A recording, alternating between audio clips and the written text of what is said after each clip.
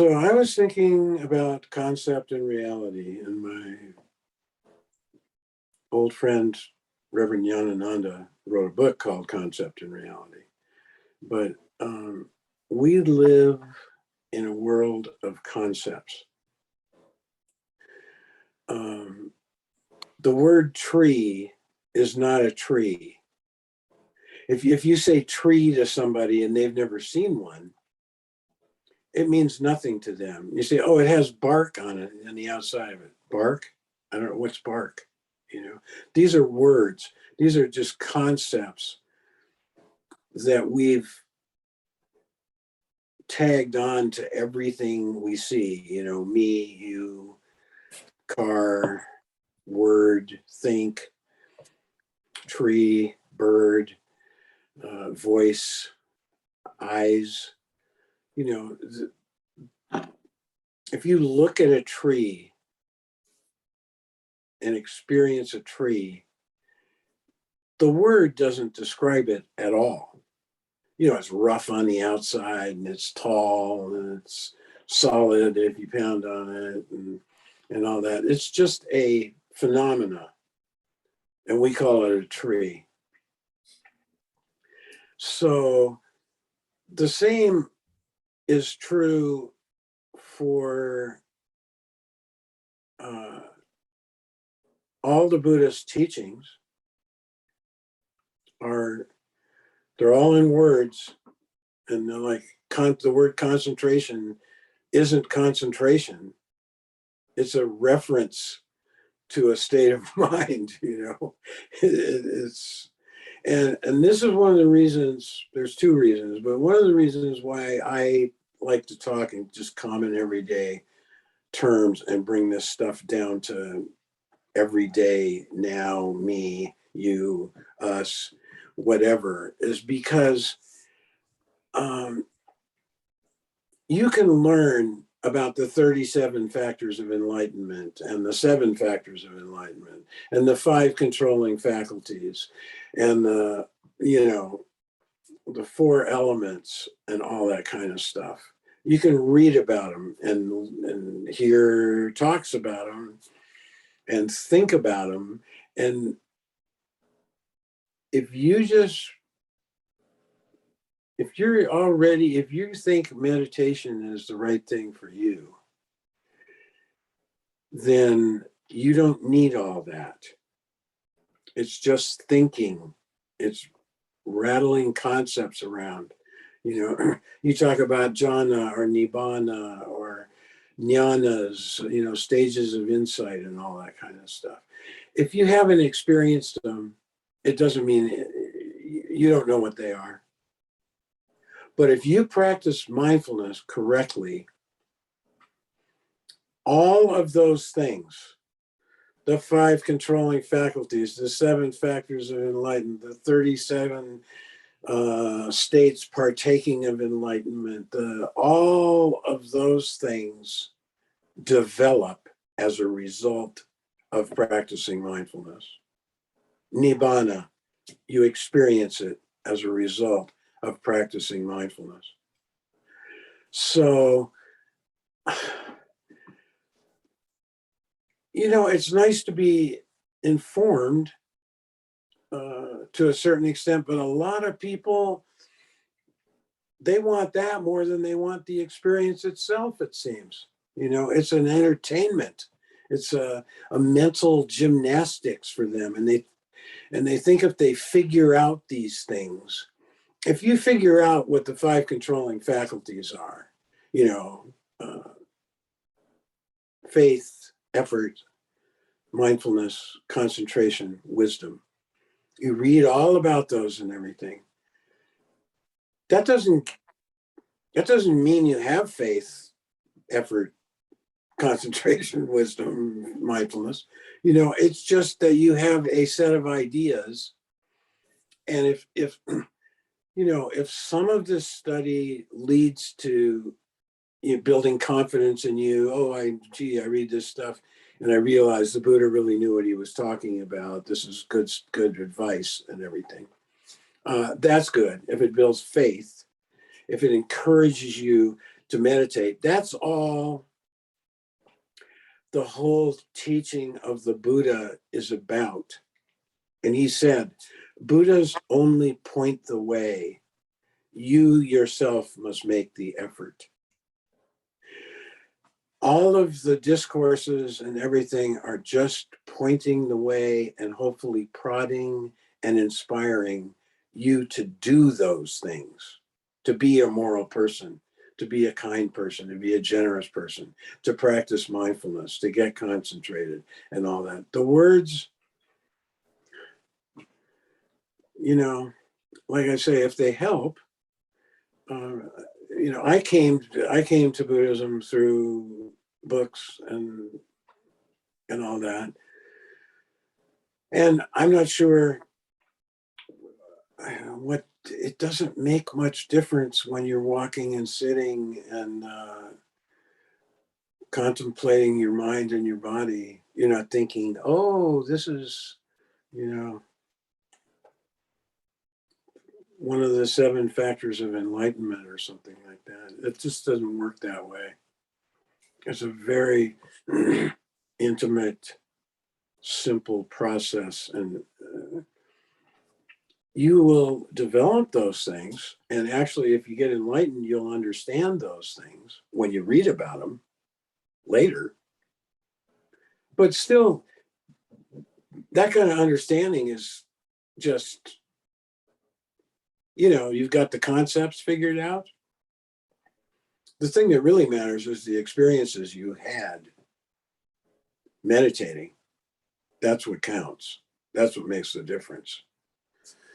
Anyway, the other reason that I try and keep it simple is Mingyur Jetsuwan Sayadaw. I've said this before. I've said everything before. When he started teaching meditation, he didn't do discourses about suttas or anything like that. He talked in common everyday language about experience, and he talked based on experience.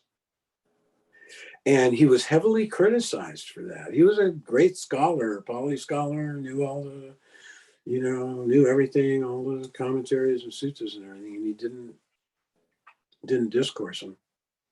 He just talked down to earth, do this in this way, and it'll work for you, And then subsequently, Mahasi Sayadaw also, if you read his little booklets and things, he does have some sutta references or commentary references or something occasionally in there, just to kind of say, here's how the Buddha said what I'm saying, But mostly it's all very down to earth, just common, and he returns in every paragraph, he returns to note these things. He always brings it back to mindfulness. And my teacher, so my teacher, my teacher's teacher, and my teacher's teacher's teacher, all were, Reverend Sumatipala, people were inviting him all the time to give sermons and all that, and he didn't do it. He sat in his room and he talked to yogis, very brief, very brief and to the point about their practice, about how to improve their meditation. That's what he talked about. And he didn't talk much. It was really hard you almost couldn't have a conversation with him. He wasn't interested, And if you weren't interested in developing yourself through meditation, he wasn't interested in you. I mean, he had compassion for you and he wanted you to be happy and everything, but he wouldn't spend time with you. Because there were, serious yogis that did want to learn and improve their meditation and that kind of stuff. And he spent his time with them. Even he had some students that he ordained, monks, that he would direct them or advise them, and they wouldn't follow his direction. And he'd do that 2 or 3 times, and then he's done with them. I mean, he didn't throw them out or anything. They're welcome to stay and everything, but he's not going to waste his time. There's other people that will take his advice, you know. And it wasn't an angry thing or anything. It was just a practical. And he's got a, you know, his place is a meditation center. That's what it's for. And so that's what he, you know, spent his time on, was meditating and teaching and guiding. He didn't give lengthy discourses. People would come and they'd get like a 5-minute introduction to Vipassana meditation. And they'd go and start walking and sitting. And then he'd see them the next day and say, oh, you know, what happened? And they go tell him, and he'd say, okay, walk quicker or walk slower, or try and note more objects, or, you know, whatever was kind of not, you know, making the grade in their balance. He'd tell them to do this or do that. And it worked really well. So anyways, I mean, I'm talking and making YouTube videos, and this is all just concept also. But, you know, I don't know. I feel I want to keep it as down to earth and applicable and accessible. If you want to, you know, dissect suttas and stuff like that, that's fine. But, you know, and I know a lot of suttas and things, but I just, it's just not, you know, I'm interested in helping meditators. And we all are. So we don't need to have big educational, historical discourses. I mean, I'm not saying that stuff is bad. Obviously, it's not bad. I mean, the Buddha did it. It's for a reason, you know. But most people nowadays that are interested in this stuff see meditation as what they want to do. They're already doing it, or they want to do it. So mission accomplished. You know, that's what the Buddha is trying to convince you to do with all those discourses. So if you're already convinced, then you don't need a whole lot of more ideas and mental proliferation going on. And when you do meditate, if you've got all that stuff, then you're analyzing and critiquing and everything. That's not being mindful.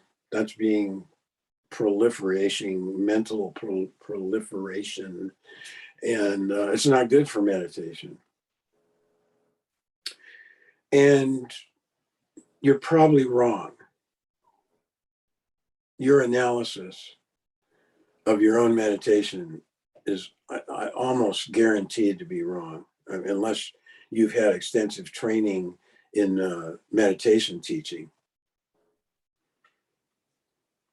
People, really common thing people say, oh, my concentration isn't any good, or concentration is a big one that everybody's measuring or analyzing. And usually what they mean is their mindfulness isn't any good, but they think it's their concentration. And the kind of concentration needed for mindfulness meditation is not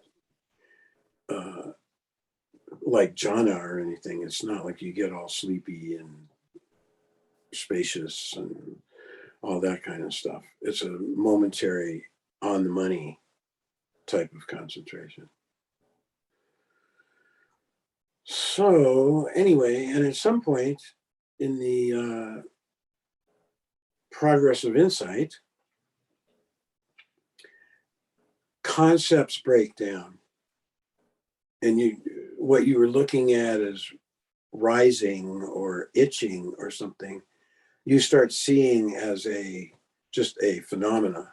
It's rising isn't rising. It's an evolution of physical matter that's going up and down. Well, you start seeing that also. So you don't need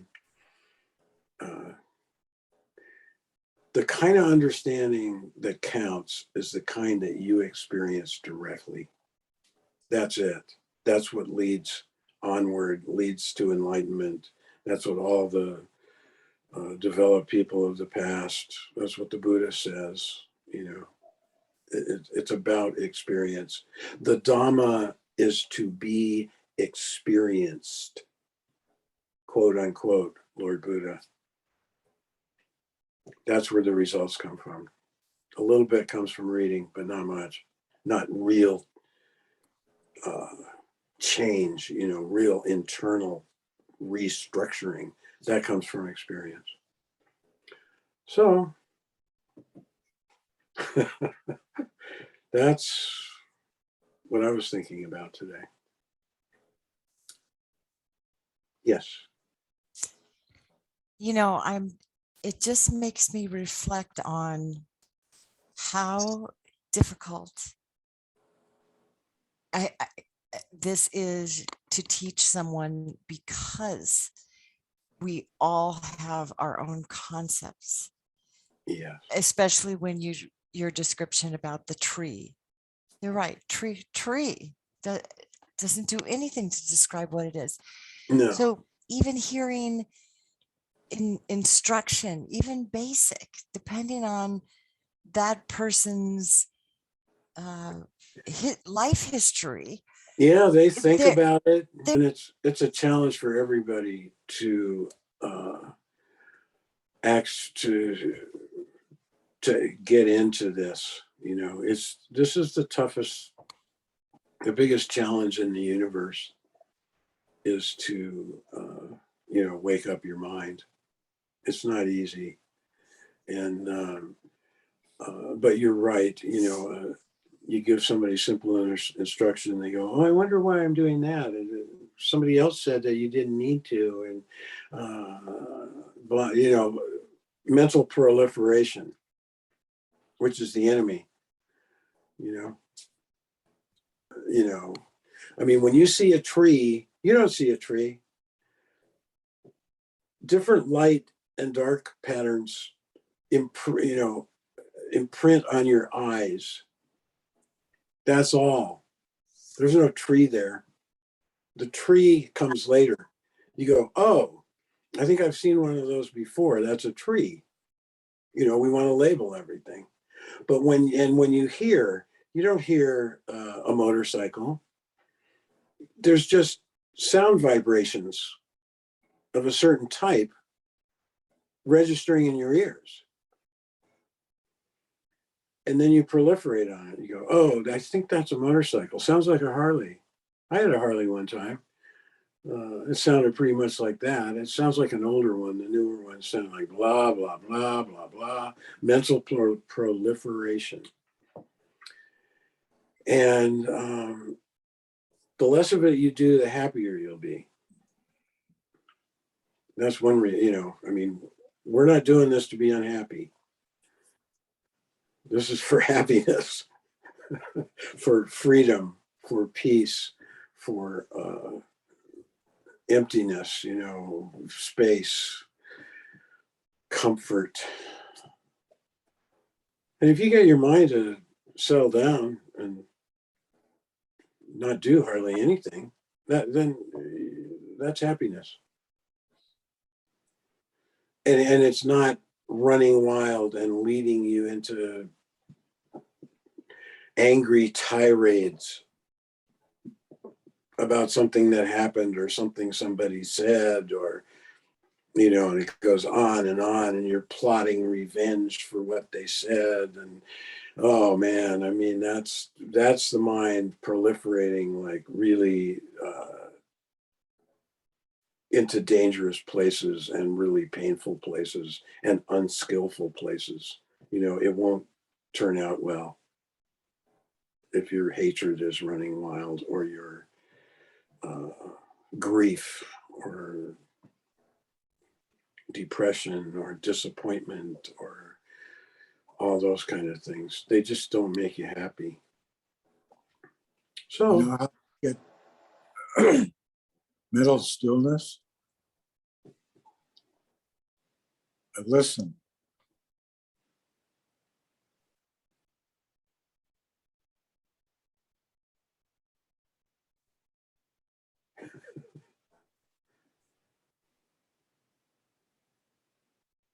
yeah. I remembered what I wanted to ask you. Oh,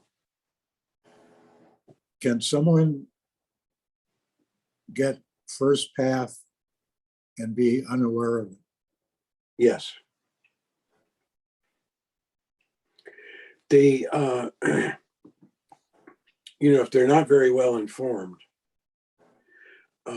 they will know what their experience was, but they don't know what it means.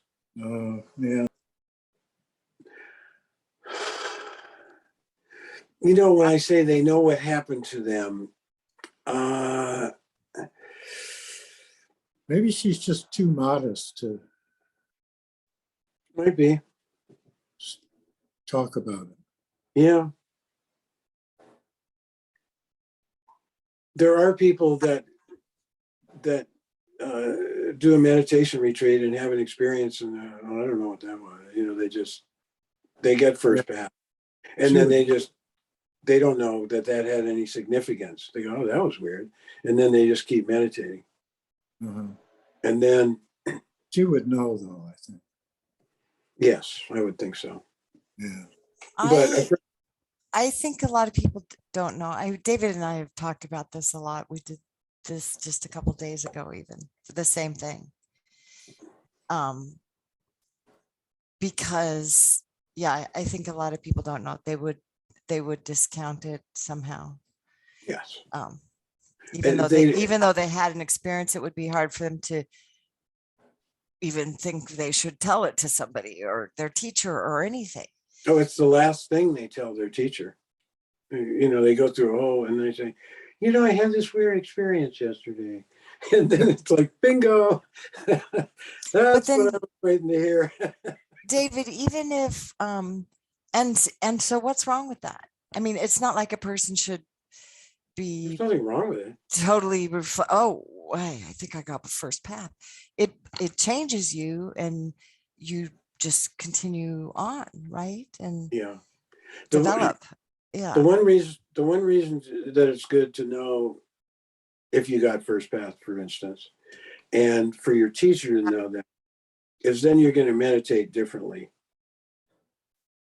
given that new perspective. You don't after you have first path, you don't meditate like a beginner anymore. For one thing, you don't start at the beginning. You start at arising and passing away when you meditate. You don't go back to Namarupa. That's what some people think, geez, what's wrong with my insight? I'm not seeing all those things that they're done. You've learned about them, them. Now you're starting at arising and passing away when you meditate. And you don't meditate the same. You're not striving to crash through that barrier that has never been broken before. That takes, usually first path takes like a really major push. The other ones do too, but it's not the same. In fact, you can coast into higher attainments and they're not even a big deal. You get first path, and then you keep meditating, and you complete the requirements. You fulfill all of first path, and then if you do that, then you're right next to second path. It's the next thing. So you don't have to leap to get there, or charge across the field into the, because you're right next to, you're right touching it almost. So then you just slide into it. And it can be not that big, it's not a big, it can be not a big dramatic thing. Right afterwards can be dramatic.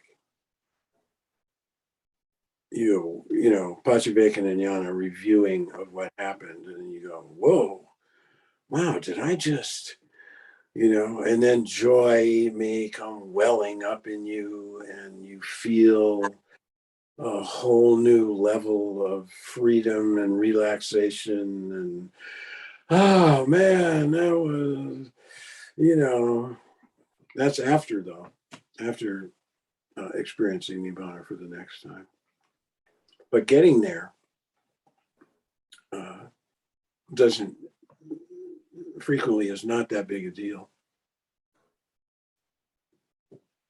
If you complete, it's like if you're in 9th grade and you complete all the coursework, well, the next thing you do is go to 10th grade. You fulfilled all the requirements of 9th grade, and now you go to 10th grade.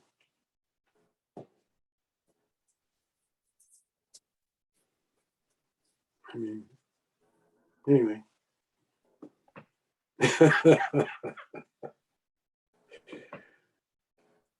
End of story.